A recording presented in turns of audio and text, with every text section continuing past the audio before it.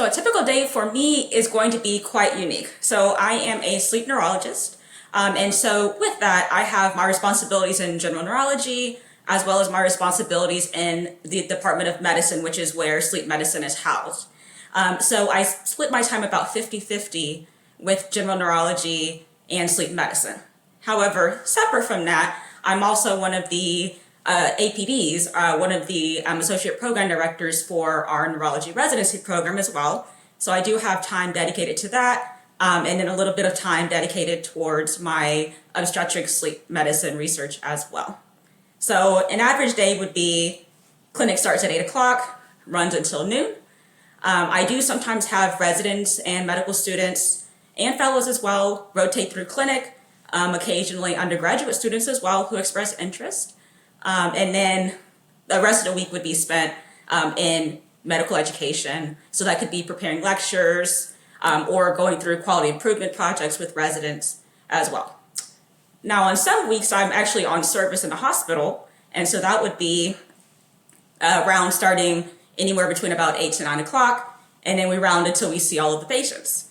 And so those are some weeks where I can really heavily focus on education. And it's a time that I do enjoy as well. So it truly is a nice mix. So every day is going to be quite different than the next day.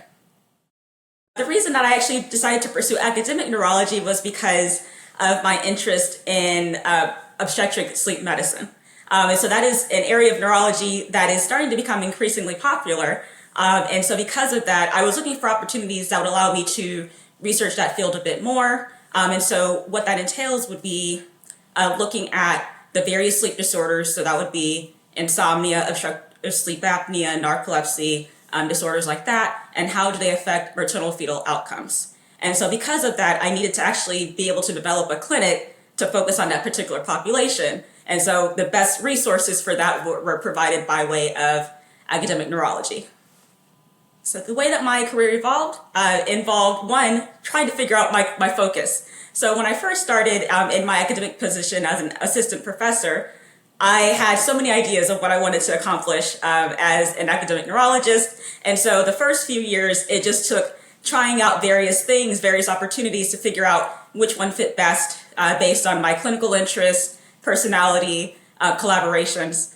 And so as the years progressed, I was able to fine-tune those interests. And actually, by the way, the way that I fine-tuned that was through the DLP program with the AAN with Dr. Smeichel. And so through that, I kind of honed in on those particular areas of interest, spoke to my chair about opportunities, and then with that blessing, I was able to pursue my specific clinical interest. And so at this point, that was where the creation of my obstetric sleep clinic came in, and research opportunities, collaborating with other departments, both within my institution, outside of my institution, and then also working with residents.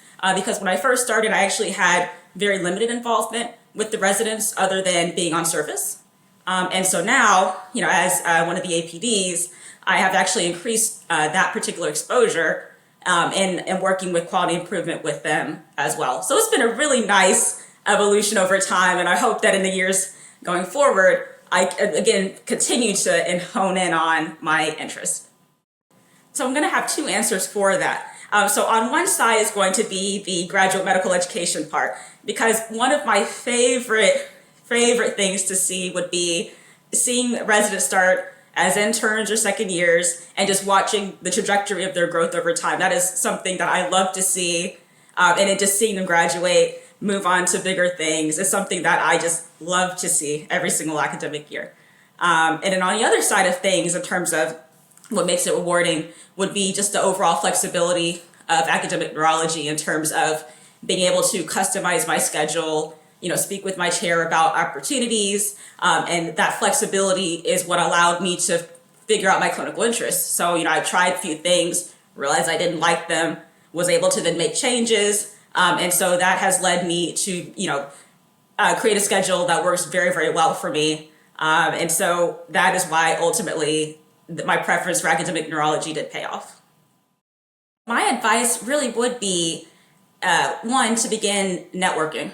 It's something that some people find hard to do, myself included, but it's something that is integral in terms of success because it's asking others about what has their experience been in academic neurology. So does that involve, one, a subspecialty? Is that just general neurology? What does a day in a life look like?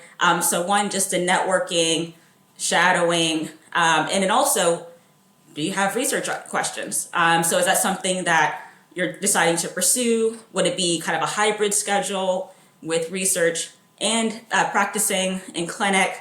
And so I think that would be something that is integral. And then overall, just exploring interest.